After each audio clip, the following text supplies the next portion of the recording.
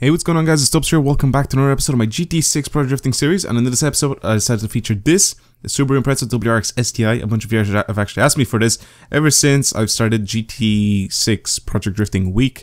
So that's what it looks like when I bought it. This is the Spec C, and that's what it looks like after I've tuned it. There's actually no really differences between, well actually there is probably visually, like the front bumper is a little bit different. I think the back bumper as well is a little bit different to the normal WRX STI, but you know, compared to the Spec C, it's just nothing specifically better or worse than the other one. It's just some visual changes. But anyway, let's get on with the setup.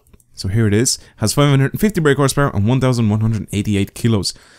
Tuning this thing was it actually gave me a little bit of trouble. Now I'll explain to you why.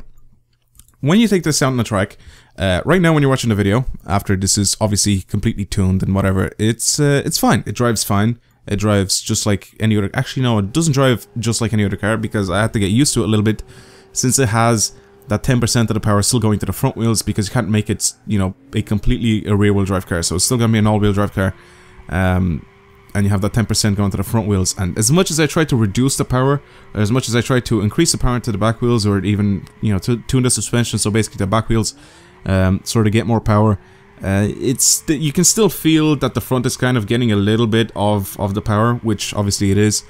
But basically that's where my trouble was, because I was trying to get, you know, the minimal amount of power, or at least make it feel like the front isn't getting any power, even though it still is.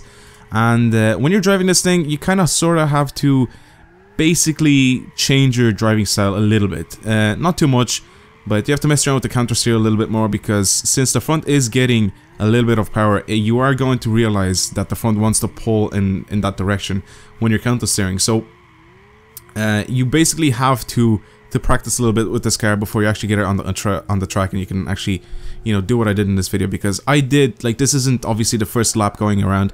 I have done a few laps, and then once I felt comfortable with the car, I ended up, you know, going back out on the track and you know, going around on the track and pretty much just dominating, because it is a very good car to drive around in.